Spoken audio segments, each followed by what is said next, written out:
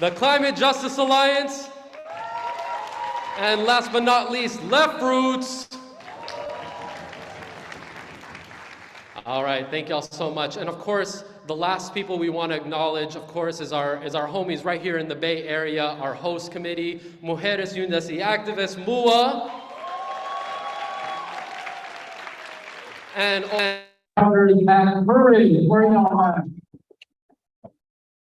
Thank y'all so much for making this up a welcoming place for all of us here. Really looking forward to building with you all. All power to people.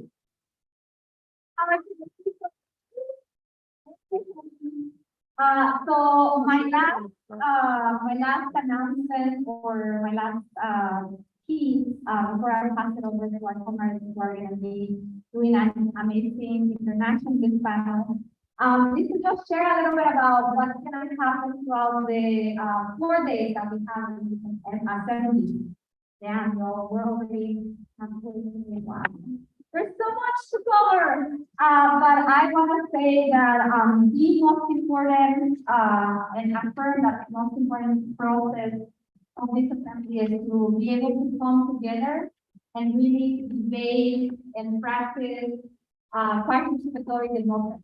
That if you're here as an international ally, as a national ally, if you are a resource ally, we are grateful that you're here accompanying us in this process, and you'll be able to give us your wisdom and observe. And for members who are here, you're gonna have to make some big decisions. And that is awesome. It's the time and opportunity for us to really set the political priorities for the next 3 to 5 years in our alliance, and that is the work we do every time we come together as a membership assembly. Last time I was actually here as a member, so I remember some of the decisions that were made then. For example, we reinitiated the demilitarized work in 2018 at the last assembly. And then before that, I believe in 2014, we voted to be the U.S. chapter of the World March of Women. So when you think about it, there's some of the biggest decisions around the trajectory of our work have happened in these assemblies. So we have a big task ahead, y'all, this year. If you got that document, it's long and has a lot of proposals that we want to have, a chance to discuss with you and debate with you. We are not assuming that there's 100% political unity in those proposals. Part of what we're doing is giving space for both organizations to discuss, and also for us to really connect with each other and debate each other and organize each other towards what's the most strategic move for our alliance as a whole, especially as we're transforming. And we are, in some ways, initiating a transformation in ways that have initiated a little bit, but that we want to really reaffirm around campaigning, right? So that's a big role that we are hoping to transition into as an organization that has been doing a lot of work around convergence, to fully make a transition to also be an organization that does campaign work and joint campaign work with our demilitarized and care economy work. So I'm not gonna go too much into the agenda for lack of time, but I do wanna say that today you will have some time in the evening for delegations to huddle with each other and start to review those proposals and discuss with yourselves how you're gonna get a chance to review them fully and understand them fully. Tomorrow morning there will be some workshops where folks can divide up among delegates and decide which workshop you go to get a little bit more grounded in some of those proposals. And then we're gonna have Friday and Saturday, the bulk of the decision making.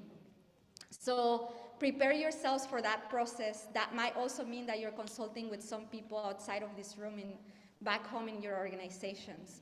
I just want to, invite everyone to commit to that practice of grassroots democracy and what it means for us to really lift up our questions, concerns, strategic imperatives, and really, get out of this assembly as much as possible with both having raised struggle and having developed political unity, and with some sense of where we're headed as an alliance, right, in the work for the years ahead.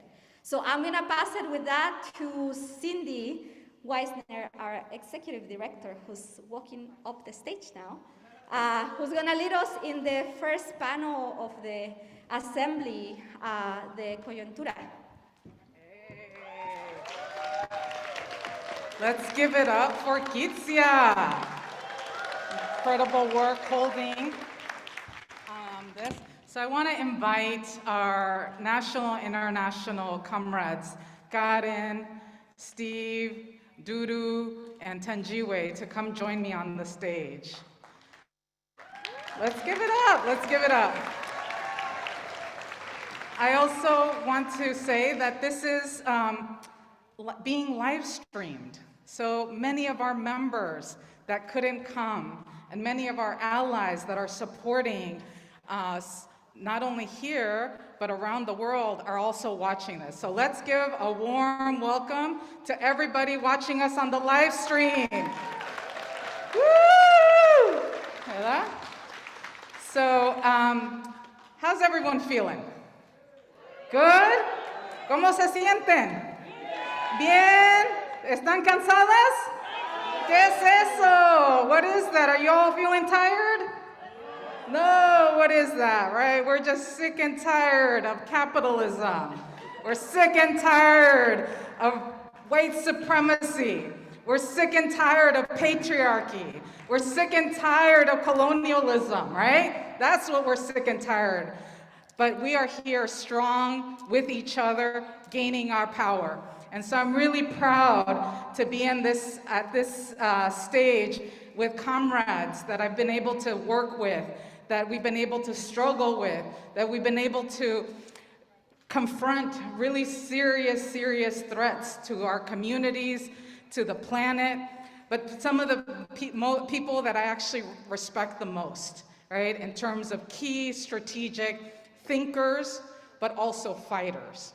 And so I just want to think that we're very honored as Grassroots Global Justice to have allies, right? To have allies, because we can't do this by ourselves, right? We need each other to be able to fight, and we need to be able to be with people that have the same vision and have the same hopes and dreams. Am I right? All right, okay. So we are going to do this plenary in Spanish and in English. So if you don't have your translation devices, please get them ready, because the speakers are gonna speak both in Spanish and English. Number two, I just wanna say that we're gonna have folks speak for about 10 minutes each. We will then have a Q&A. So if you have some level of questions that you wanna make, come up here, and we're gonna take a series of questions, all right? And then we'll wrap up with the speakers being able to give us some final thoughts and inspiration. This assembly is being called Getting into Formation, right?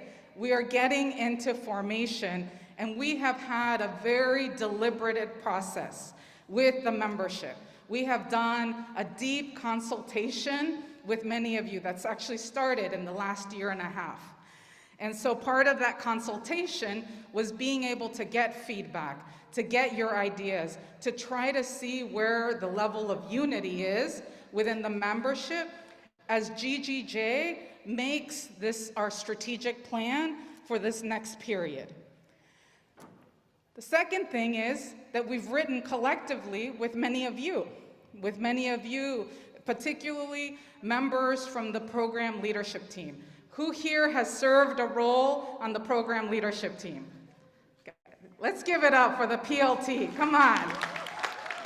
All of you who have given your knowledge, your ideas, your organizing efforts to do this process. And so this has been a very deliberative process where we've engaged in debates, we've engaged in collective study, we've engaged in collective writing to come up with what's in the document, right?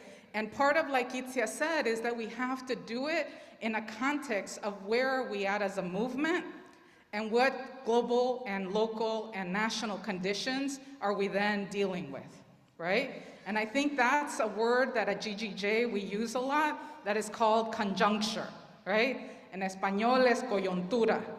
And part of the conjuncture is to really understand where are we at. Take a pulse check of where are we at. And ultimately, what can we do together, right? And what can we do together? And so that tradition is very strong in an international setting, but it's something that we're trying to sharpen our muscle, our collective muscle, about how do we do these assessments. So we're gonna try to ground the proposals in that coyuntura, in that conjunctural analysis. And part of the hope is that these speakers, our friends here, are gonna give us some of their thinking, right? Of how are they understanding what's the conjunctural analysis of the US, and what's the conjunctural analysis of the hemisphere, and what's the conjunctural analysis globally, right? So that we can then act together. So on your table, there's pieces of paper, little Post-its. Do people see the Post-its? Okay, so the Post-its, this is gonna be something that we're gonna ask you to do while you're listening to this, to folks speaking. Do folks see, let's see, who's all the way over there? Nico, can you point out, there's a paper that is called Lights and Shadows, right? So can folks see the lights and shadows? All right, the lights and shadows, if you have on your table the green and pink and purple Post-its, write about the shadows at the local level, on the international level, or on the national level, right? If you have a thought that you want to contribute to the conjunctural analysis, write some of the shadows, right? Some of the threats, some of the attacks, some of the hardships. And on the other side are lights, right? The lights that are going to be orange and blue. And orange and blue, and you want to write, like, we've had some victories. We've had some advances. We've been able to grow our membership. We've been able to fight and stop the attacks. And so I think it's important for us to do this, and we ask you to do it, write it, and then at the end of the plenary, go post it up as we take a break. So are we good on that? Doing the lights and shadows, and again, the colors are green, and pink and purple are the shadows, and then the lights are orange and blue. All right, so I am going to now, which I forgot to do, which is describe ourselves, right? I like this practice, is figuring out, and they gave me permission to describe them. So my name is Cindy Wiesner. I'm with GGJ. My pronouns are she and her. I'm a Latina woman with my hair pulled back in a braid, floral shirt, and nail polish that matches our GGJ colors. What? Femme. Here we go. And I am, I lost it, hold on. All right. And right here next to me, my friend, my comrade, Steve Williams, who is with Left Roots. Give it up for Left Roots. Steve Williams is one of the co-founders of Left Roots. He was also a longtime organizer with Power, as one of the co-authors of Towards Work, Land, and Power, and lives out here in San Francisco. And Steve is a black man wearing a red Left Roots shirt and has a glistening bald head. Usually wears Crocs, and thank God he doesn't have them today. Oh. All right. Kerin is Kerin Nansen. She is with Friends of the Earth, Latin America, and the Caribbean. She is also here representing La Jornada Continental against neoliberalism and for democracy. And Kerin is also a longtime comrade and also fighter for justice for a long time. And Kerin is a white woman from Uruguay with glasses who has beautiful gray hair down to her shoulders and is wearing a Friends of Her Earth Asamblea t-shirt. Okay. Let's give it up for Kerin. Next is our compañero DouDou. DouDou is a Haitian black man with a bald head and a beautiful blue dashiki shirt and is an amazing speaker and amazing, powerful, beautiful man. So, a ver. So let me look at your, sorry. Where are you? Sorry. Where is Sara? Wait, you are with La Via Campesina, and you also are with the CLOC, which is the Via Campesina that represents Latin America and the Caribbean, and your base building group is? Yo soy de Haití, miembro de EPRKP, y también la Vía Campesina de la región del Caribe. Gracias, compañero. Sorry about that. Yes, so for those is part of the Movement Peasant Alliance, Haitian Peasant Organization, and also, as you said, the International Coordinating Committee of La Via Campesina. And then I have our compañera here, Thenjiwe, McHarris. Hold on, sorry.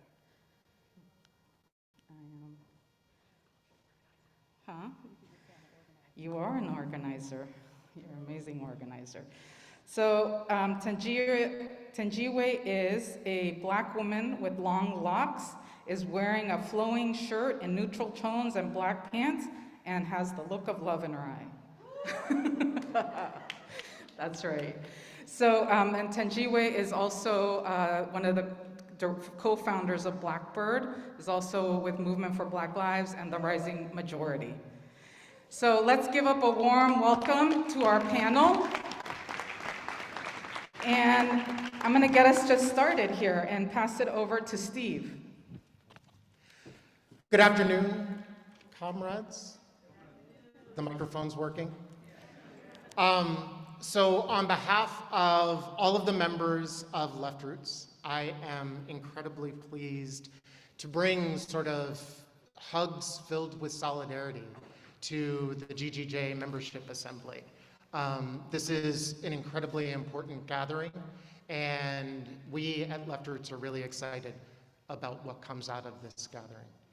I am also really excited to be here on this panel because in some ways it feels like coming full circle for me. I'm going to date myself, but I was part of the first GGJ delegation to the World Social Forum in Porto Alegre in 2003. Yeah.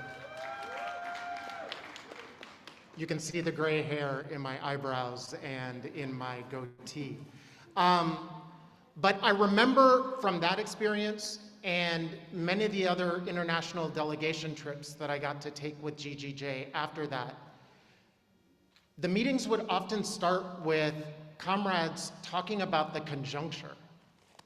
And I was like, I have no idea what this word means. Like, I remember the first time I heard it, I thought somebody sneezed. And I said, salud. But what I came to understand is that doing a conjunctural assessment is about comrades in different places getting on the same page. That it's a first step towards developing liberatory strategy.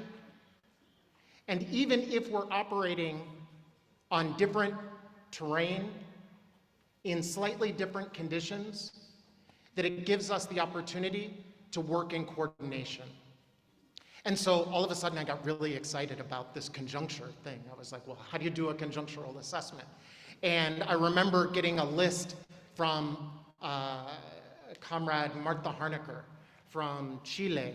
And it was like this 7-page list of like all of these categories that you had to assess. And I finally got a chance to have a conversation with her. And she said, really, what a conjunctural assessment is not what people often do, which is just come up with a laundry list of everything that's happening around the world. It's not a laundry list, and it's not actually strategy. It is the basis on which strategy is built. And when we do a conjunctural assessment, we're trying to understand how do the events that are happening all around us, what do they tell us about the conditions that create the terrain on which we struggle? What do those events tell us about the opposition that we're up against? And what do those events tell us about us as political actors trying to change the world? Those are the 3 basic categories of what a conjunctural assessment is trying to do. The thing I think that Martha Harnacker really emphasized is that there aren't multiple conjunctures. There's one conjuncture that oftentimes rolls out and manifests differently in different places. So it's important for us to understand the different aspects of the conjuncture, but it's also important for us to understand what unifies that, because that's the basis for us to take collective action. And so there's a couple things that I just wanted to offer today. One, as we get into the discussion, another thing that Martha Harnacker was very clear about is that a conjunctural assessment assumes that you've done an assessment of the structure of the system in which you're operating. I'm going to call that system racial monopoly capitalism. It draws important aspects from colonialism and US imperialism, but I'm going to name that structure, that system, racial monopoly capitalism. And I think the events that we're seeing in the world today actually track back to a really important insight that GGJ had, I think, in like 2010. At this point, I don't even know that it feels that groundbreaking, but at the time, it was incredibly important. And it was basically arguing that the conditions right now are the result of 3 intersecting crises. A crisis of the ecology, a crisis of the economy, and a crisis of the empire. That the intersecting nature of those 3 crises means that there are no easy solutions for the ruling class, and that the conditions that we face are both unstable, but are likely to get more and more dire as we move forward. So that is sort of my starting point for understanding what the conditions tell us. But then, as we flip to try to understand what's the nature of the opposition, I think it's important to be clear, they're hella powerful. And they are hella relentless and ruthless. The conditions of misery, of dispossession, of displacement that all of us experience in our day-to-day work is not a surprise to those folks. They're clear about it, and they're profiting off of it. They're powerful, and they are willing to do anything to maintain their privilege in the system that exists. But there's also a danger for us to think that they are unified. There are important splits and fractures that are starting to develop amongst those folks that we would think of as our opposition that are very important for us to assess.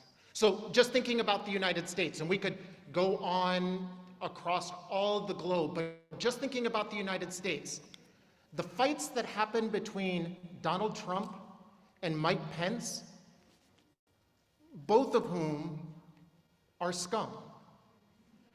But the fact that they have fundamental differences with one another is something that we should not ignore.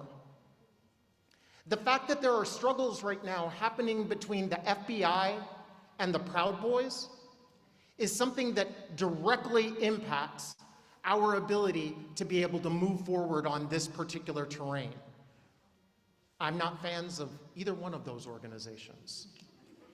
And yet, I do think we have to understand where that conflict comes from and what it tells us about how things are evolving.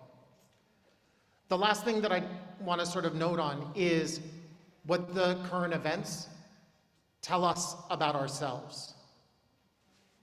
And the things that I would say is that we, like the political actors, our movements, are bold.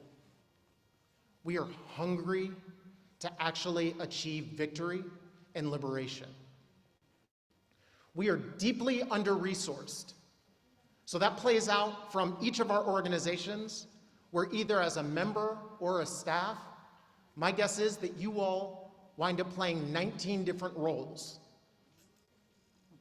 You work yourself to the bone because you believe that there's a chance that we're going to build the power necessary to build the world that we deserve. But we are under-resourced and we are fragmented. There is a way in which we talk about us as a we that doesn't actually exist yet.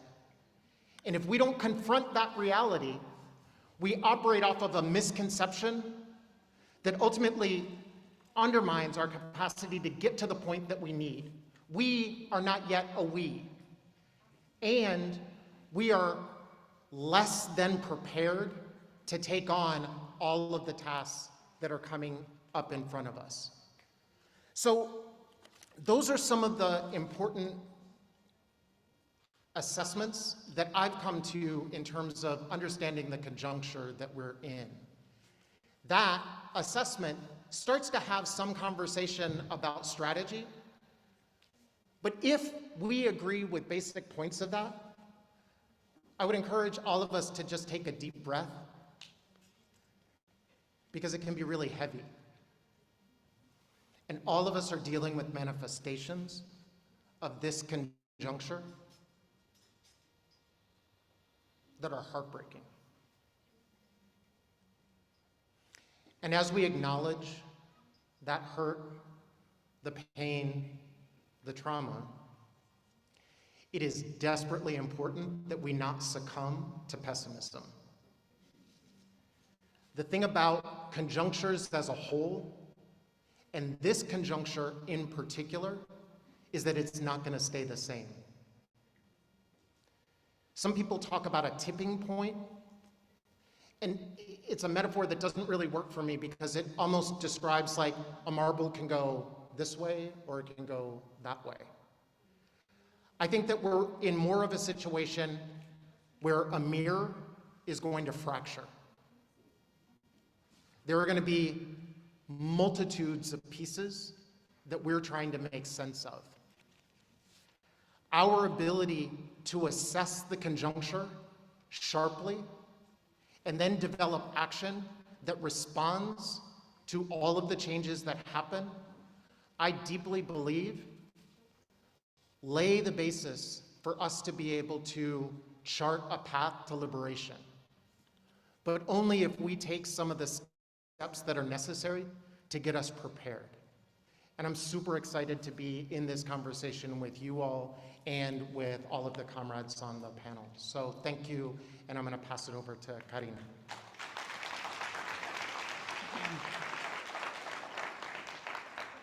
Gracias, Steve, y gracias, compañeras, compañeros, compañeres, por la invitación a ser parte de este espacio que nos inspira, que nos motiva a seguir luchando, a seguir construyendo en forma colectiva, un espacio de reflexión, pero también de construcción de agendas políticas de futuro, colectivas. Yo voy a hablar un poquito de qué ha pasado en nuestro continente a partir del avance de la derecha, un avance de la derecha que en muchos casos se dio de la mano de golpes de Estado en el continente, con fuerte apoyo del gobierno de los Estados Unidos, y también un avance de la derecha que fue de la mano de procesos de militarización en distintos territorios del continente. Este proceso ha llevado a un severo ataque contra la democracia y un grave retroceso en materia de derechos de las clases populares. También hubo un ataque rotundo contra los procesos de integración regional que se estaban dando en el continente. La derecha llegó entonces a imponer su agenda de odio y a consolidar los sistemas de opresión, de clase, capitalista, racista, patriarcal, heteronormativo, imperialista, colonialista.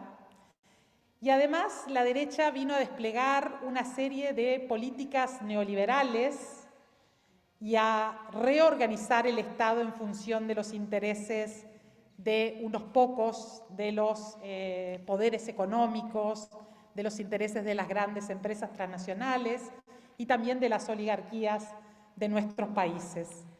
Esas políticas neoliberales llevaron a la privatización de los servicios públicos, a la reducción del presupuesto público, al desmantelamiento o debilitamiento de los sistemas de seguridad social y protección social, y a un ataque contra los derechos laborales.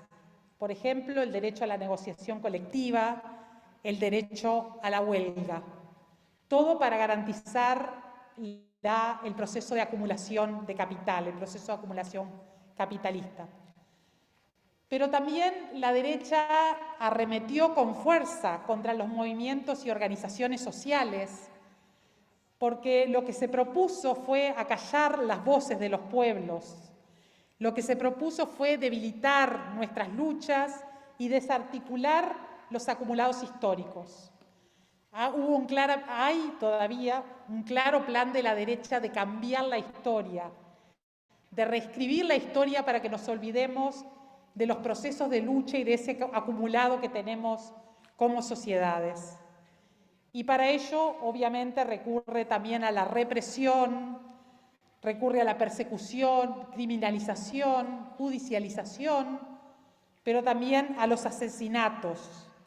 Y tienen en la mira a las organizaciones feministas, campesinas, sindicales, en defensa de los territorios, pero se ensaña especialmente con los pueblos indígenas y las comunidades afrodescendientes. En este contexto de crisis sistémicas que enfrentamos, como son las crisis socioambientales, la crisis de la pandemia, y que son consecuencias de este sistema de acumulación capitalista, nos han golpeado muy fuerte. Estas crisis nos golpean con mucha dureza a los pueblos y han demostrado una vez más que el neoliberalismo no permite garantizar la sustentabilidad de la vida ni permite cuidar la vida. La pandemia puso de manifiesto la profunda crisis de los cuidados como consecuencia del sistema patriarcal y de la división sexual del trabajo, y también puso de manifiesto la crisis de la desigualdad.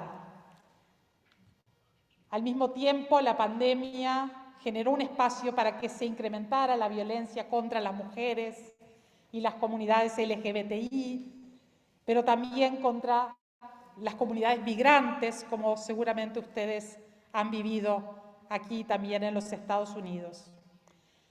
Hoy vivimos en el continente una crisis alimentaria que es muy profunda y que es producto de la pobreza y del incremento del precio de los alimentos. Y si bien se habla de la guerra en Ucrania como la principal causa de ese incremento, se obvia decir que también se debe a la especulación que las grandes empresas transnacionales y los grandes poderes oligárquicos ejercen día a día sobre los alimentos, alimentos que se han vuelto mercancía y objeto de especulación. Y esa crisis se exacerba porque nuestros países se han orientado a la producción de materias primas o de commodities para la exportación. Y eso ha llevado a una expansión del modelo del agronegocio que no alimenta a los pueblos y ha destruido y desplazado los sistemas campesinos, agroecológicos de producción de alimentos, que son los que realmente nos alimentan. También el modelo extractivista de combustibles fósiles y el avance de la minería generan más y más hambre, porque acaparan nuestras tierras y territorios, contaminan nuestras aguas, tierras, destruyen nuestras selvas. Asimismo, en la región hemos visto un aumento importantísimo del poder e impunidad de las empresas transnacionales y de los grupos económicos nacionales asociados a ellas. Y así es como han quedado impunes crímenes brutales, como los crímenes perpetrados por la empresa Vale en Brumadinho y en Mariana, que quitaron la vida de cientos de personas, pero además contaminaron las cuencas, destruyeron los medios de sustento y cualquier posibilidad de vida en ese lugar. Y los compañeros y compañeras del MAB han estado enfrentando, ¿no es cierto?, y llevando adelante esa lucha y toda nuestra solidaridad para acabar con esa brutal impunidad. Nuestro continente es sumamente rico y es muy apetecible para los intereses imperiales, coloniales, para los intereses económicos. Incluso con las crisis sistémicas socioecológicas, lo que estamos viendo es que el capital aprovecha la crisis para generar aún más ganancias. Las crisis son para el capital una oportunidad de lucro. Y es así que nos imponen las llamadas falsas soluciones, que vienen a privatizar, a mercantilizar, a financiarizar la naturaleza, convertirla en un activo financiero, y lo mismo con las distintas dimensiones de la vida en sociedad. Son falsas soluciones que atentan contra los proyectos políticos emancipatorios de nuestros pueblos y vienen a cambiar nuestras relaciones sociales y nuestra relación con la naturaleza. También en la región, en este contexto tan difícil, vuelve el FMI con todas sus ansias de injerencia a partir de la fuerte carga y el peso de la deuda que afecta a nuestras sociedades. Una deuda ilegítima que lleva a la imposición de unas políticas que son terribles. Entonces, también vemos cómo se recrudecen las políticas contra la población migrante, negando absolutamente sus derechos, negando su humanidad, y también se ha recrudecido el bloqueo contra Cuba y contra Venezuela. Pero el contexto político está cambiando, y de hecho toda esta crisis la hemos enfrentado mediante la organización popular, mediante la articulación de movimientos y mediante la articulación de la lucha. Porque al entender que las crisis son sistémicas, nos damos cuenta que no podemos enfrentarlas desde una perspectiva sectorial, de una perspectiva de movimientos centrados en algunos temas, sino que tenemos que articular nuestras luchas para una construcción colectiva que se alimente de nuestra historia de lucha, de nuestra historia de lucha contra la opresión. Y los cambios políticos en la región debemos decir que son producto de los procesos de movilización popular que se han dado en el continente, y también la elección de nuevos gobiernos de izquierda y progresistas que esperamos se concrete próximamente en Brasil. Y un ejemplo paradigmático en ese sentido es claramente Colombia, donde tenemos una mujer afrodescendiente, negra, vicepresidenta, que ha llegado con una agenda de cambio profundo, con una agenda de apuesta por la vida. ¡Viva Francia Márquez! Y en este marco, entonces, las organizaciones de la Jornada Continental hemos reafirmado nuestro compromiso a ser sujetos colectivos, sujetos políticos colectivos, que podamos construir una agenda de unidad, una agenda común desde nuestra diversidad, que nos permita apostar a esa construcción de la soberanía de los pueblos, de la integración de los pueblos, a apostar por la paz profunda en el continente, por la integración y a continuar construyendo los proyectos políticos populares.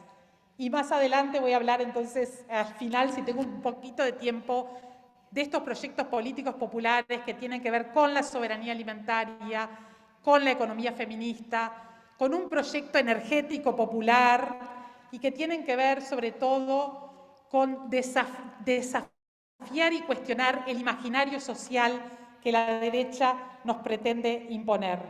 Nos une la indignación y el profundo repudio contra el racismo y su violencia sistémica y nos solidarizamos por eso con las comunidades de Estados Unidos que sufren esas políticas brutales de exterminio contra la vida, contra las culturas, que pretenden impedir que sus comunidades sean sujetos políticos de cambio. Toda nuestra solidaridad, la lucha continúa y continuaremos juntos y juntas, juntes. Gracias.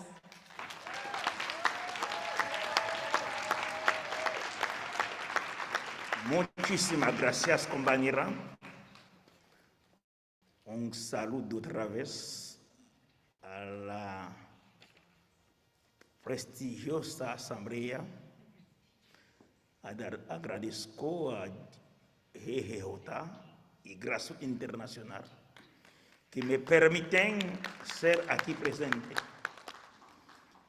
Voy a hablar sobre el contexto haitiano y también el perspectivo de Sahel, donde estamos, de manera global. Para hablar de la realidad haitiana, hay que hacer una vuelta sobre el contexto histórico de este pueblo haitiano. Un país vive más que 312 años en la esclavitud y los esclavos con alianza de clase, esclavos, han ponido juntos para llegar a la libertad. El primer país negro que conquistó su independencia es una situación que permite a los negros en ese tiempo han dicho: los negros son animales, no pueden defender sus derechos. Entonces, con el padre de Salinas y otros héroes, han llegado hasta la victoria final. Con esta victoria, 1804, el occidente, los países del norte en ese tiempo, han ponido un test para impedir la victoria de los esclavos negros afro que han llegado a conquistar la libertad. Y el padre de la patria de Salinas ha dicho: en este momento había esclavitud en todos los países del mundo. Ha dicho: cualquier esclavo que se salva, llega en la tierra haitiana, está libre. Por eso decimos Haití es la tierra de la libertad, la tierra de justicia. Y podemos decir de Salinas, estuvo el primer socialista negro del mundo que quería la justicia social. ¿Qué pasó hoy con Haití? Imposible, siguiendo el occidente, que los negros lleguen a conquistar su independencia, han ponido juntos para impedir la idea el pensamiento de la libertad. Y también un señal mandando a los otros países, territorio de ultramar, en la región del Caribe y otros países del mundo, África, dice Haití, mira Haití, que conquistó su independencia. Lo que vivimos ahora, Estados Unidos tiene su parte de responsabilidad. Recuerdo al presidente de Estados Unidos, Franklin Delano Roosevelt, ha dicho, los sin zapatos, hablando de los haitianos, los negros del Caribe, hay que hacer de toda manera para dividirlos, para crear crisis entre ellos. Si no lo hacemos eso, es una amenaza para los países del norte. ¿Qué pasó? Después de la independencia de 1804, había estabilidad.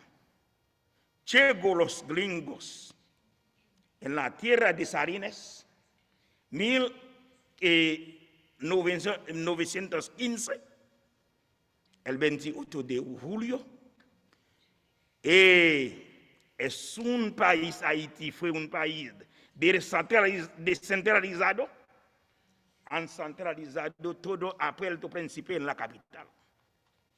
Todo el servicio. Poniendo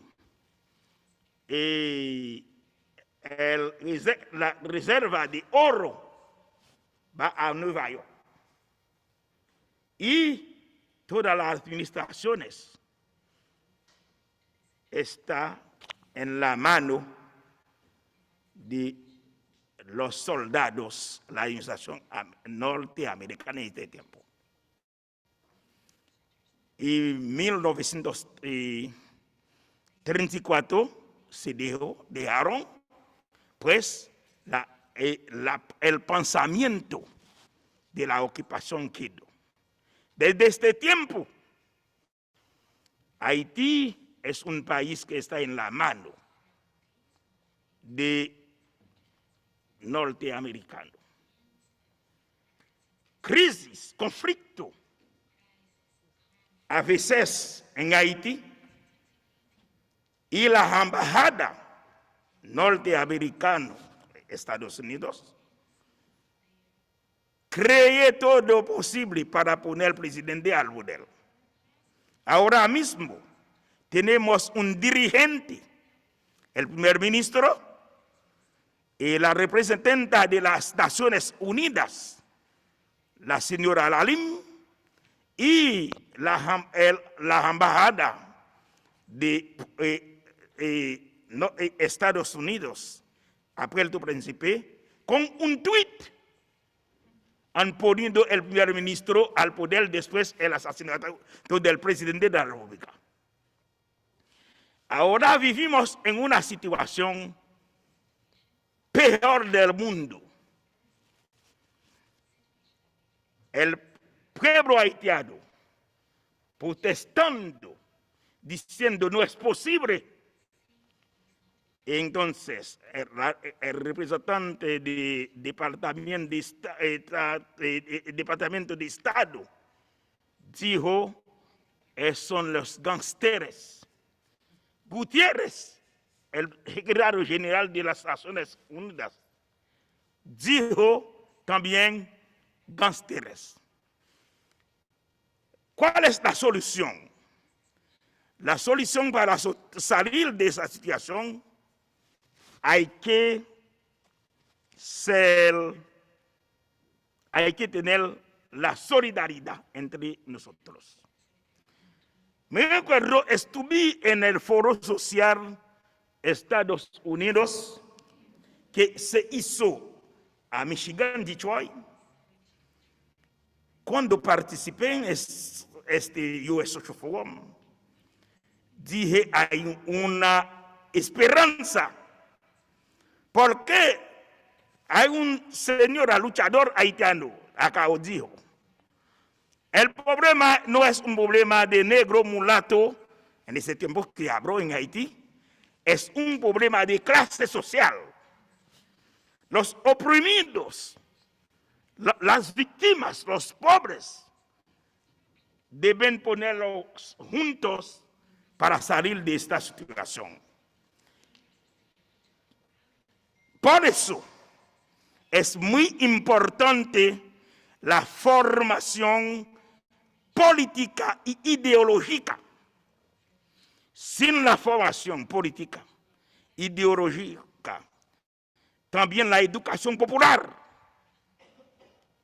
entre el pueblo, dentro de la masa, los barrios, nadie va a salir de la situación de esclavitud moderna, de la miseria, de la pobreza.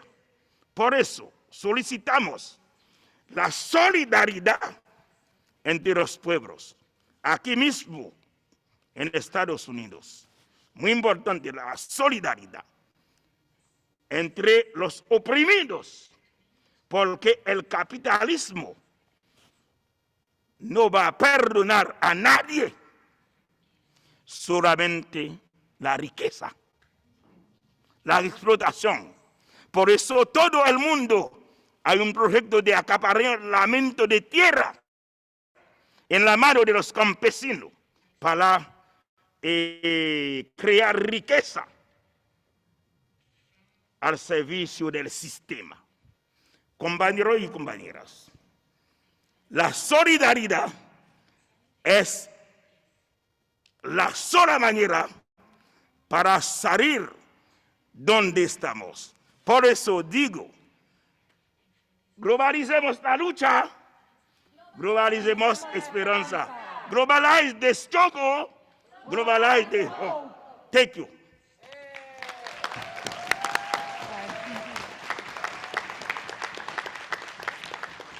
Thank you. Can y'all hear me? Okay, I'm a bit of a call and response, so I might do that a little bit. I'm also still getting used to talking in real life, so how y'all doing? How y'all doing? I just want to say I'm deeply humbled and honored to just even be up here with the comrades, to just share a little bit of some of my assessment of the moment, and also just want to say I offer a lot of it with like great humility. And the way I've structured some of my thoughts is just to do some offerings around the assessment of the moment, and I'll likely build off of some of what Steve has shared, some assessments that I have around the state of the left, and then lastly, what I believe is required in this moment. Is that all right? I told you I was calling response. Is that all right?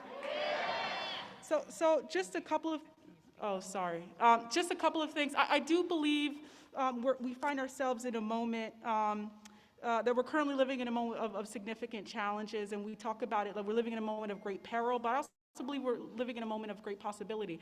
And I think a lot of us who study our history and understand the work of our ancestors and elders that came before us understand that our people have been living through crises after crises and crises. And while this moment, I believe, is distinct, yeah, I do be talking quick. Okay, let me slow it down. While I do believe that there are distinct challenges and dangers of this moment, it's important for me to also say that it is our political responsibility as left forces to also make meaning of the possibilities that do exist. And this is a time for us to build power.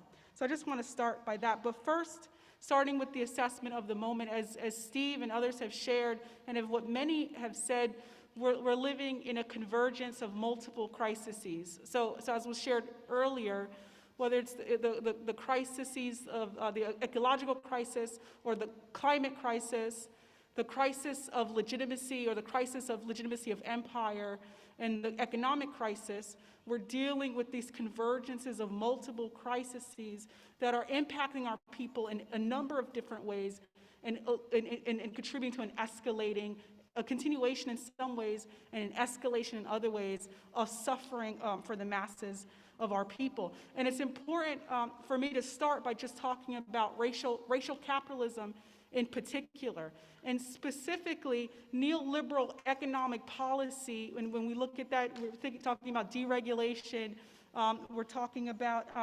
privatization, but essentially neoliberal economic policy and this stage of racial capitalism that has gotten us to a stage in the world where we have never seen wealth accumulation at the rate and speed that we're witnessing now. And a lot of that is tied to financialization and essentially the ways in which the financial sector, whether it's banks, private equity firms, financial institutions, are essentially in control over economic policy. And so we're in a moment where we're watching masses of people around the world suffering under the pandemic, and we're going to see the wave of pandemic, suffering under economic crises, suffering under a number of different things. And we're also watching the billionaire class not only grow and expand itself, but they are growing their wealth in the trillions. And so I say that because I think we've been living under racial capitalism. But I think racial capitalism causes crises after crises after crises, and it's our responsibility to study what stage are we in terms of racial capitalism, what form is it taking, and how are we understanding it so that we can develop strategy as we not only try to protect our people from the harms of racial capitalism, but we understand it's our duty to make sure that we are not only challenging racial capitalism, but putting things in place to dismantle racial capitalism and move towards the fall of it. So I wanted to start there in terms of racial capitalism and wealth accumulation. And then when we talk about what we see happening in the United States, and I'll talk about the rise of the far right, again, oftentimes, or in many ways deeply connected to the convergence of multiple crises that was shared earlier, and one in particular, the crisis of empire and the crisis of legitimacy, along with the ecological crisis and the economic crisis, has created opportunities for the rise in the far right. And folks have studied this, and particularly the consistent rise of the far right since the 2008 economic crisis. But as what was said earlier, it's important that we don't talk about the far right as this large monolithic of forces that includes everything bad. Why is that a problem? Because there's actually significant differences amongst the entire right, and in particular the far right. And some of these categories and differences around the right, we know that there's the economic secular right, we know that there's the xenophobic racist right, and we also know that there is the religious right that has sort of, we've seen the emergence of attacks around body sovereignty and reproductive justice and all of that. So it's important that we understand the various different forces and formations in the right, because we have to understand our opposition and our enemy, in addition to the neoliberal bloc and economic forces, but also because there are differences. I'm sorry, y'all. I'm gonna go right here for the rest of the thing before I close. Because there are differences, and it is political malpractice for us not to exploit the differences or lack of alignment of our opposition.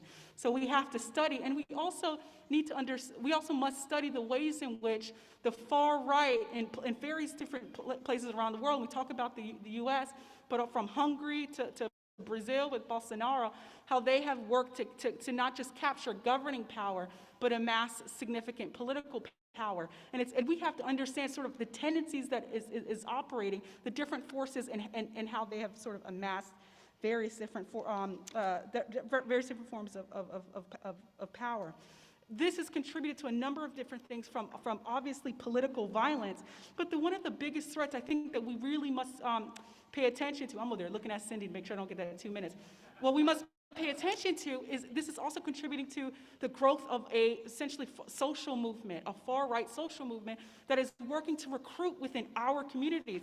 And if you ask me, that is one of the biggest threats to social movements in our communities, is that they're working to build a base that has a multi-class, multiracial character. And so it is our mission to really undermine that strategy that we see advancing. And obviously we talk about a lot of this. And the answer here when critiquing the far right and really talking about the threat of the far right is not to romanticize liberal bourgeoisie democracy that essentially is corporately controlled. What we must do is deal with the dual threat of neoliberal neoliberalism and the far right, and essentially, how do we mitigate harms and protect our communities while also working towards actually building radical forms of democracy that is not just limited to the electoral arena, but is integrated to every aspect of our daily lives. So now I just want to go into the state of the left, which you know, let's see if it's a little controversial, but I'll share some of my observations about the state of the left, and then go into what I think is required. So a few things, I just want to say this with a deep amount of love. And you know that kind of love where it's like, I love you so much that I'm willing to tell myself the truth and us the truth about where our weaknesses and our challenges. And so I say that with that love and humility. One is I think that we've gotten to this conditioned tendency to operate off of tactics and actions that are not coherent around a clear strategy that is rooted in an assessment of the material conditions. The harm of this is at best, you are not advancing towards an actual strategy or impact. At worst, you're actually undermining your own community, your own social movement, and actually creating writ large harm without any sort of assessment that you're doing that. The second is around fragmentation and lack of alignment. And again, we've seen the proliferation because of the hyper-professionalization of social movements. We've seen a lot of organizations, but we're operating off such a high level of fragmentation and alignment, lack of alignment, that is not allowing us to aggregate our power across our bases. And so that's another challenge. Another one is that we are still working to build a muscle to operate with principled struggle so that we can actually debate over ideas and cohere and align over ideas. And I think hyper-professionalization has contributed to this politeness, whereas we're not telling each other the truth and that we're not engaging in actually rigorous political struggle. But also, capitalism has also taught us destruction and competition, and so we're in rooms to win and be the best, as opposed to actually aligning for the work of building. And I'll close soon. So we can't deal with this duality of politeness and competition and destruction. The work of this moment is to actually build principled struggle, because our job here is to cohere and fight around ideas to advance liberation for our people. The other one is that we don't have mass organizing vehicles, and mass engagement is not the same as mass organizing. I agree with mass engagement, but we need political homes for the masses of individuals, millions who are looking for political homes in this moment. The other one is we historically have confused popularity for political power. And as we have seen, if your cultural gains outpace your political gains, you will be undermined, you will be co-opted, and you will be compromised.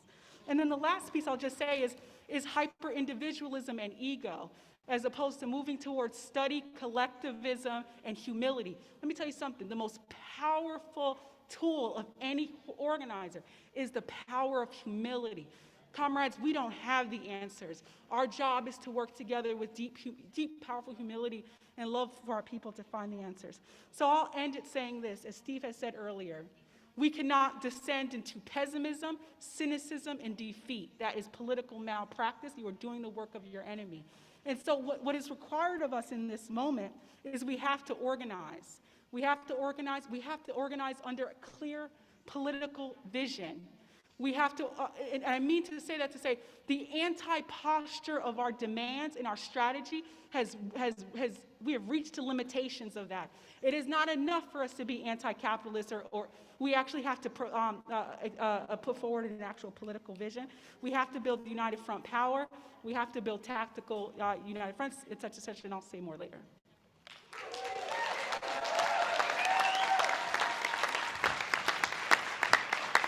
What? Give it up for Thenjiwe, DouDou, Kerin, and Steve. Man, we just got some gems up in here, right? Right? Come on, be rigorous, but be humble, right? Be disciplined, but show care and compassion. Let's do the assessments so that we can actually be in collective action to win. So folks, I'm gonna invite people to come up and actually do some questions, some things that you may be directed at the whole panel or at specific people. So come on up if you have questions, and don't be shy. ¿Tienen preguntas? Comentarios, por favor, vengan.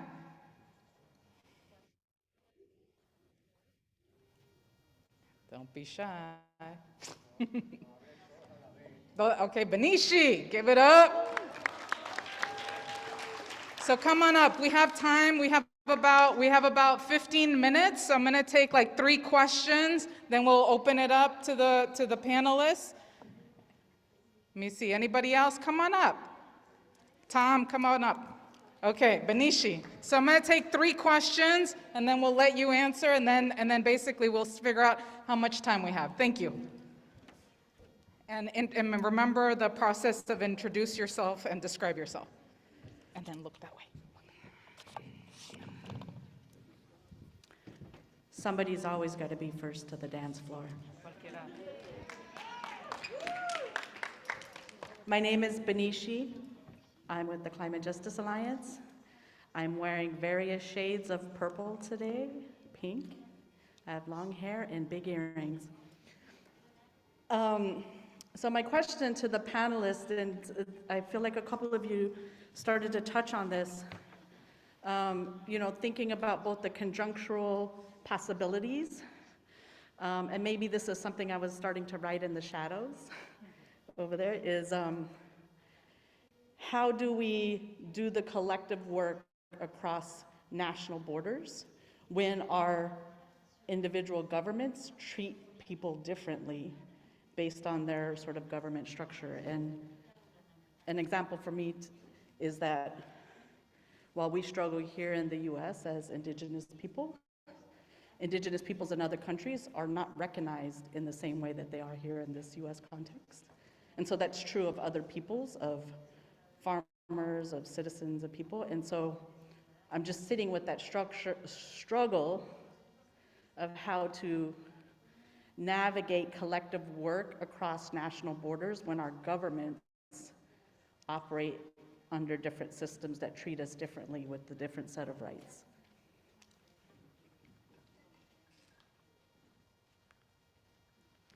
Hi, I'm Kerin, and this mic is way too tall for me, so I'm gonna stand on my tippy toes. But I have long brown hair, and I am wearing a green shirt. And I have a question for the panelists, is how can we encourage our people and our organizations to stop relying on the liberal bourgeois democracy? And what are some other tactics and ideas that we could bring forth to stop relying on that would actually be beneficial to our communities?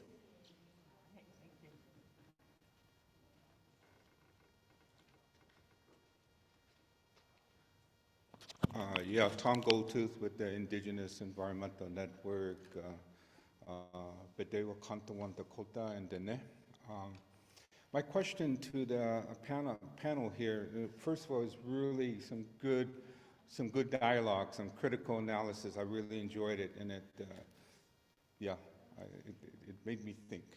But I think one of the things I have a question of, not only here, it's a concern and issue here domestically in the belly of the beast of the United States, including Canada, but also the global South,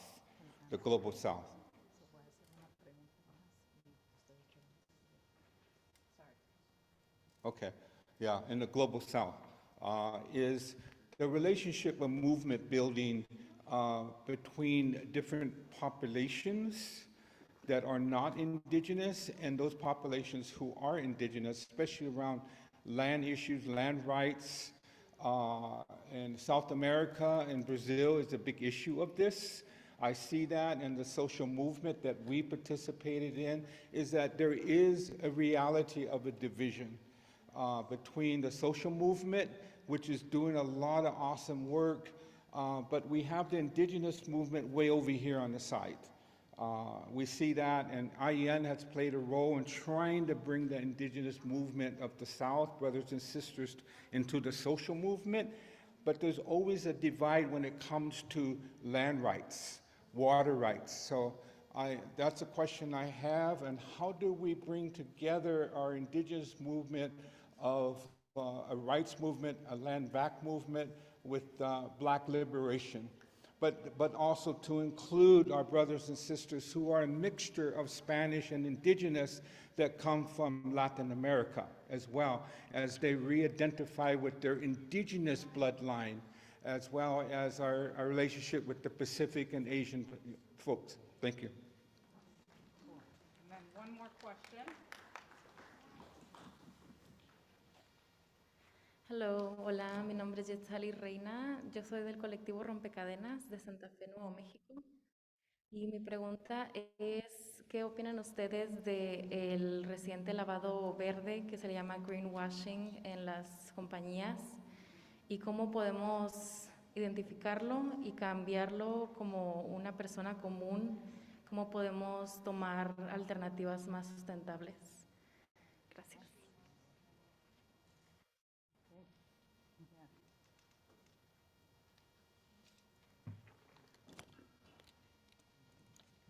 Bueno, voy a intentar reflexionar sobre algunos de los aportes que hicieron, que son preguntas, pero también aportes para seguir pensando.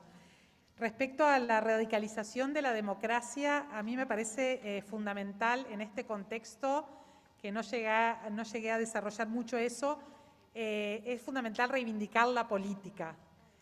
Una cosa que está pasando es que la política está siendo banalizada, la política está siendo negada y hay una firme intención de que nos retiremos de la política, que nos retiremos de la acción política, de la toma de decisiones políticas, para que la derecha y quienes detentan el poder puedan seguir concentrando poder y tomando decisiones por nosotras. Entonces, reivindicar la política como ejercicio que tiene que ver con la toma de decisiones que hacen a nuestros derechos, a nuestras vidas, es fundamental. Y para eso, para reivindicar la política, es fundamental también, desde nuestro punto de vista, el acumulado que tenemos en la construcción de proyectos populares, políticos, emancipatorios.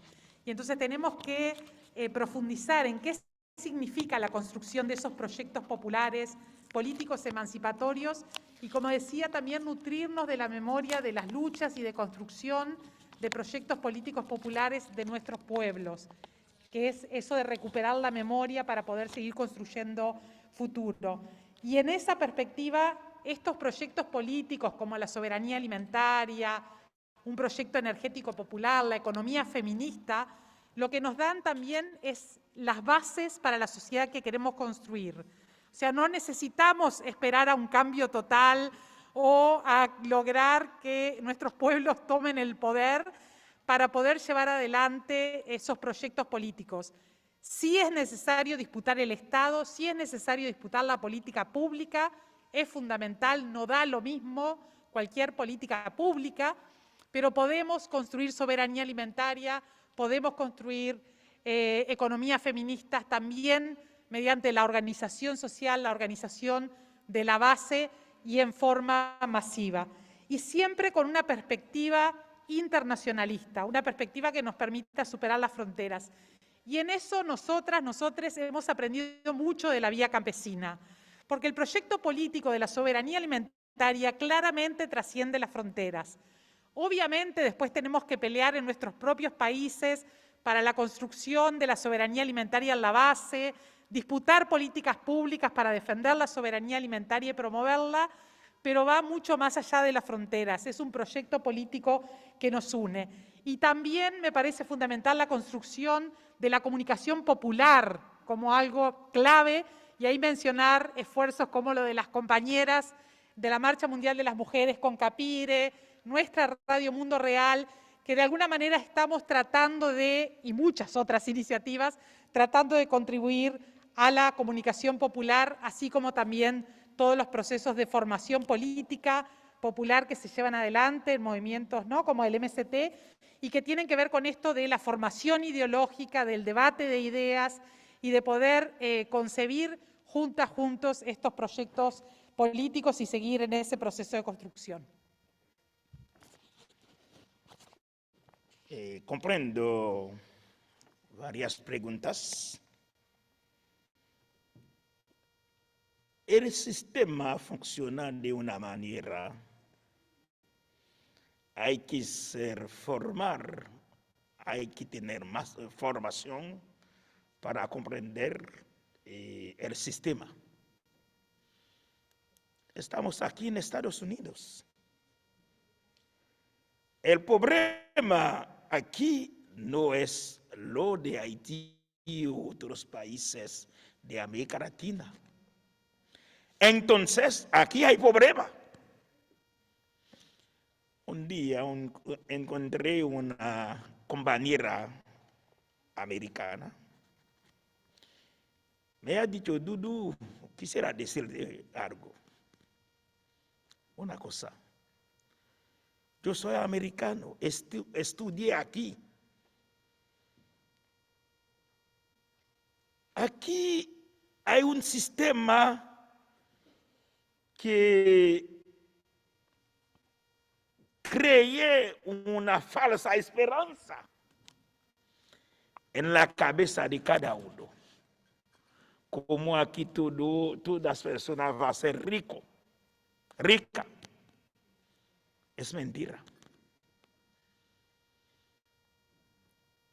El sistema ha creado para que un grupo solamente de trabajadores venden su esfuerzo de trabajo al servicio del sistema, del capitalismo. Y a veces algunas personas, la juventud, no toma conciencia del sistema. Por eso lo dije, la formación es muy importante y la formación también, economía política, para explicar cómo funciona el sistema.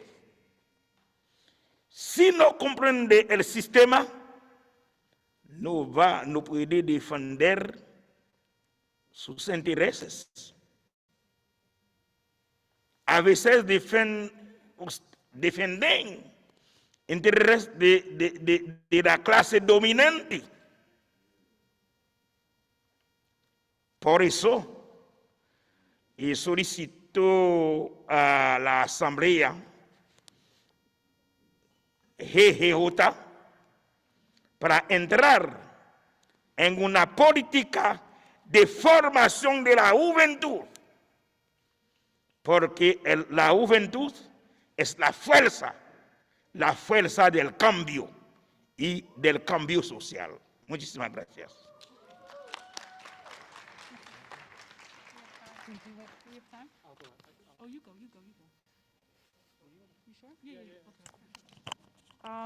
I'll just, there's a couple of questions. There's the question around liberal bourgeoisie democracy, and then I'll quickly the question around social movements and sort of building united front power, particularly with our indigenous movement family. So first around the piece around liberal bourgeoisie democracy, we're in a moment of multiple truths. And one is many of our folks are working towards fighting sort of the further undermining and erosion of rights of many of our people under a very weak, not even weak, it's corporatocracy. It's a corporate-controlled democracy. It's liberal bourgeoisie democracy. And even within that, there's like sort of the continued further undermining of whatever sort of little rights our folks have. And so in those moments of like really trying to challenge that, how do we do that, whether it's folks in Florida or across the country, while also rejecting this over-romanticization of liberal bourgeoisie democracy and two-party duopoly that will continue to force us into crisis after crisis. And I think we have to do that by also talking about the actual alternative. This is what I was talking about we've reached the profound limitations of the anti-posture demand of our social movements. We must share clear political vision of when we say radical democracy, what does that actually mean? Because radical democracy alone is not sufficient. What does it mean to actually have people directly being part of self-governance and radical governance of their lives? But then also, what does it mean to practice radical forms of democracy that is not just limited to the electoral arena? And there's historical and current contemporary models that we can study about various different forms of democracy. And just the piece around fragmentation, lack of alignment, and sort of like this distance between movements. Fragmentation and lack of alignment is not just because of distance and we don't choose to work together. It's because we have not been in a lot of ways that we need to be in actual political struggle. False unity is a lot like false intimacy. It breaks under pressure. We actually have to be in spaces where we're willing to engage in the really hard conversations that have a lot of history, because we can say to each other, we choose each other, and our orientation to building power means we understand we need each other. It goes beyond solidarity. It is actually politically, we need each other in order to win.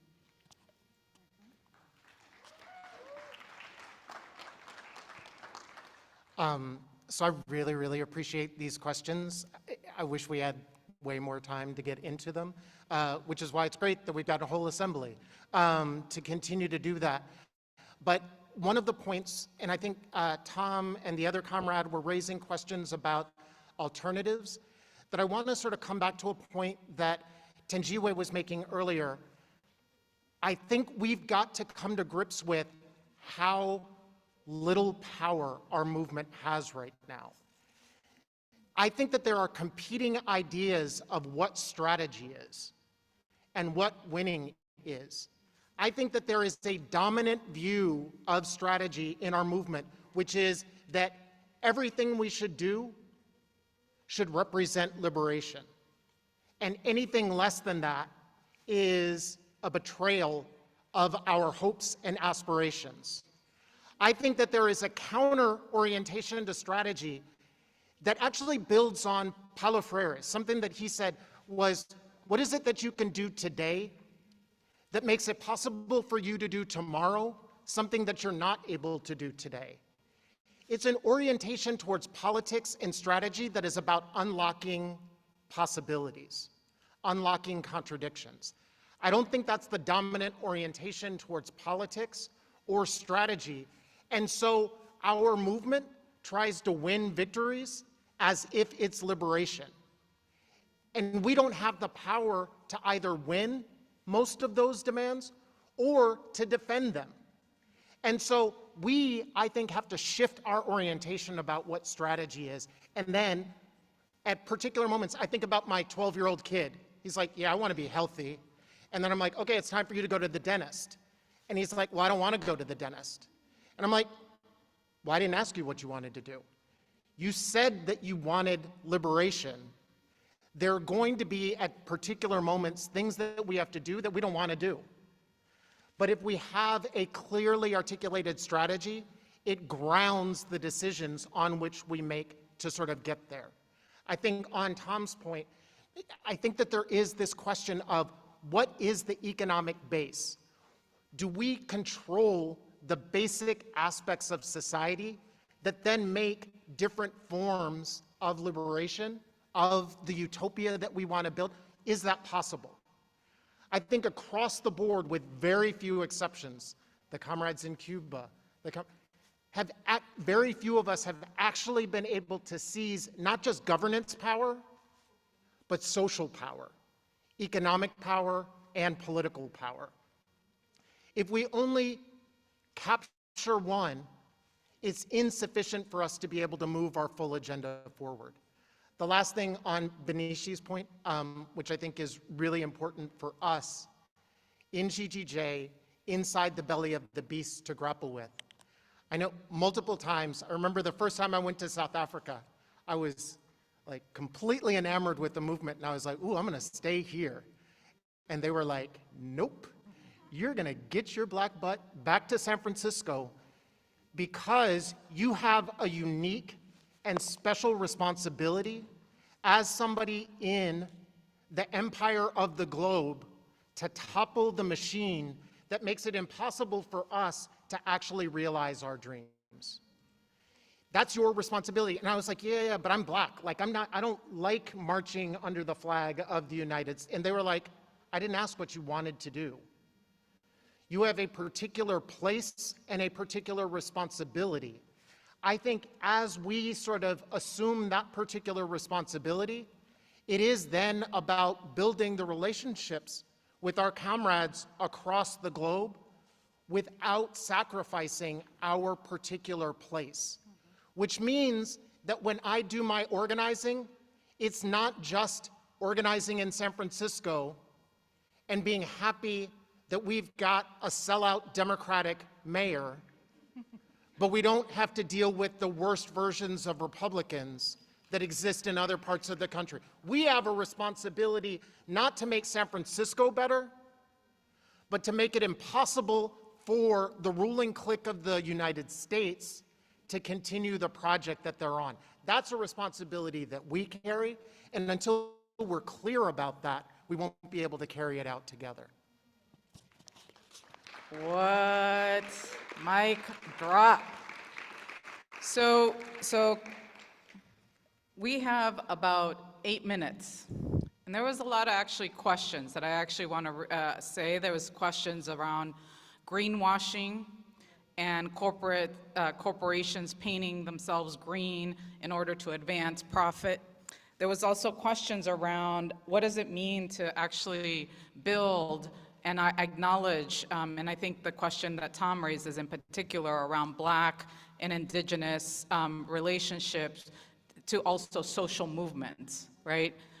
There was also a question around, sort of how is it that we do the cross-border organizing that also doesn't collapse into just bringing we're all one and then sort of monolithic, but understanding the differences and context, and also in Benishi's questions, nation to nation sort of recognition of what that means. We may not be able to answer this right now, but I think these are the kind of deep conversations we need to be in, to not be polite, but to be in principle struggle, because these have been pitfalls in our movement, right? These have been hard conversations that have not always gone well. And these are things that we want to be able to actually get into because it's part of unlocking some of the things that hold us back. So it's an invitation. I'm not going to put pressure on the panelists to do it in a minute to respond to these questions, and it's not on them either, or it's not on us up here. It's on all of us to be in these conversations and be deliberate about how to have them and how to hold those contradictions. So, but I also think that we also have some of the grounded solutions and ideas of actually how to be able to think about it.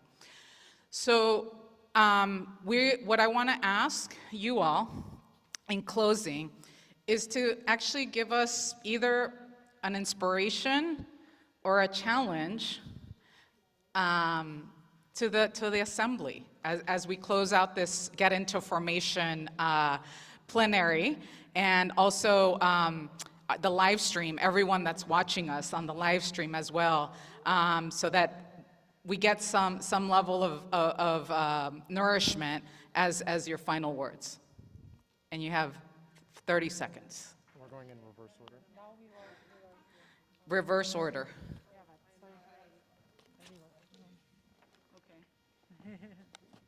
Okay, 30 seconds. You know, there's this quote that lives with me quite a bit. I say it often. It's by Fanon. Each generation must discover its mission, fulfill it, or betray it. I believe we're on mission, comrades. I believe we're on mission.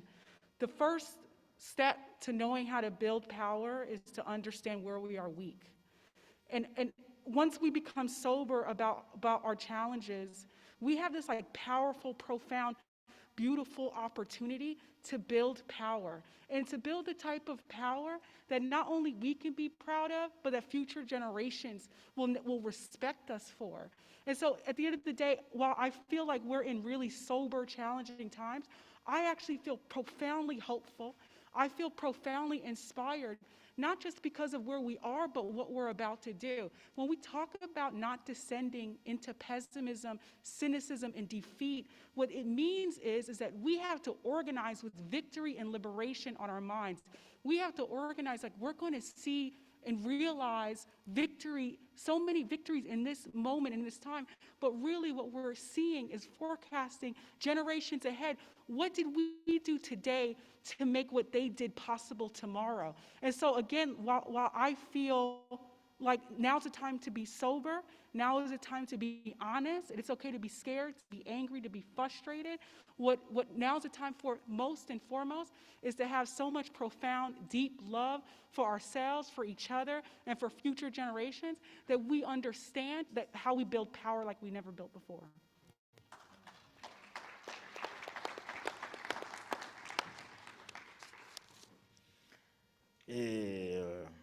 Esta asamblea es muy importante para una población, un pueblo que quiere más justicia,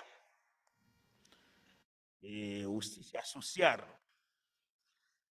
Creo que este debate puede seguir entre ustedes en las comunidades y para buscar la solución, qué hacer para llegar hasta la victoria.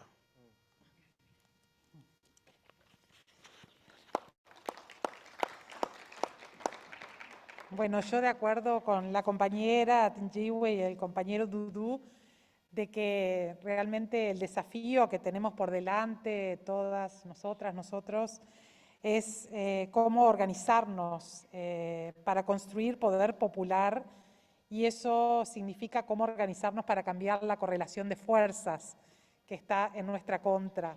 Estamos organizados para resistir, hemos podido resistir a lo largo de los siglos, pero realmente necesitamos juntarnos, unirnos, diseñar estrategias, formarnos políticamente, debatir ideas, construir una agenda política común que nos permita organizarnos para construir poder popular.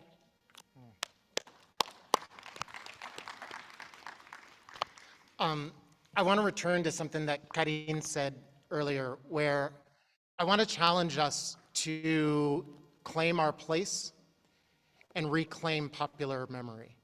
I think there has been a project, not only of trying to defeat us militarily, politically, but even spiritually, so that we don't even think that winning is a possibility, that just fighting back is sufficient.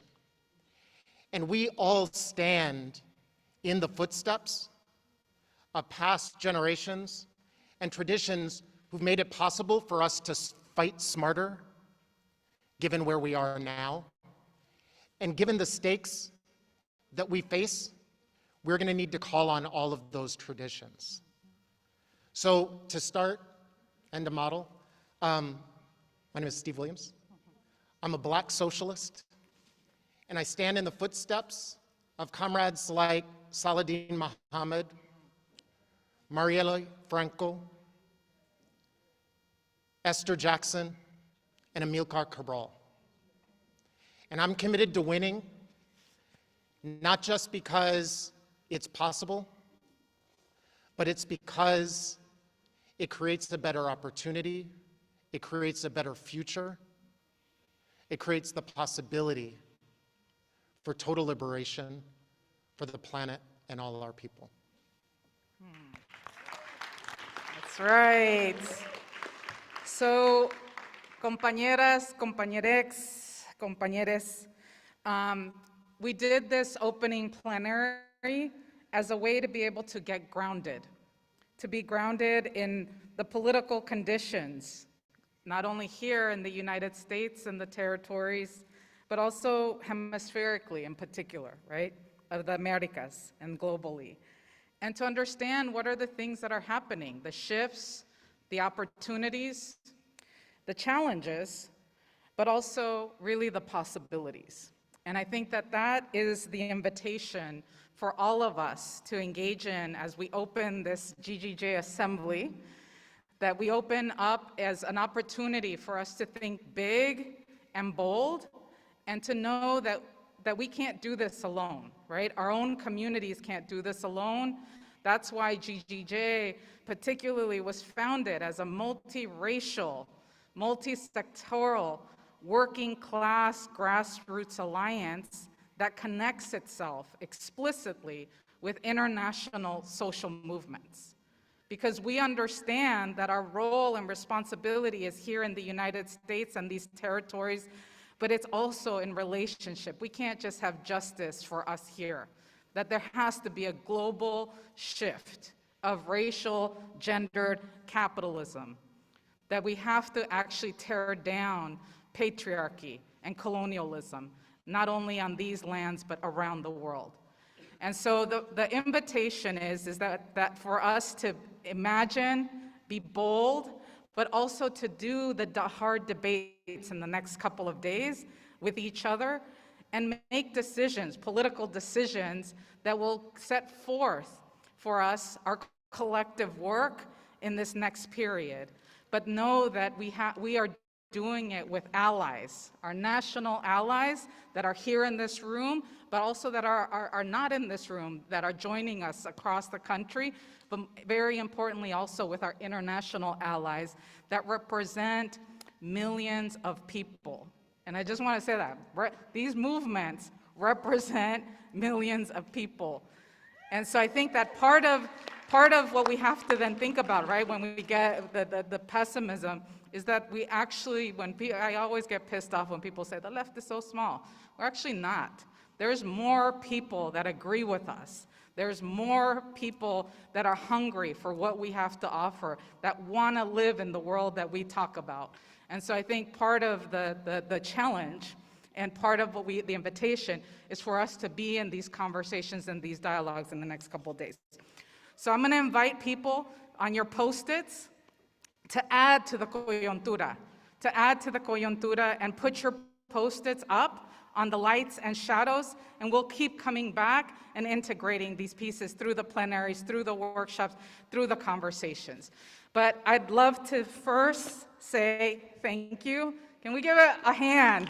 Can we stand up? Stand up, give it up for Thenjiwe, McHarris, with the Rising Majority, the Movement for Black Lives, for DouDou, who is here with La Via Campesina and the Clock from Haiti, Kerin, Nansen, who is here with La Jornada Continental, and Amigos de la Tierra, Latinoamérica y Caribe, and Steve Williams, who is here with Left Roots.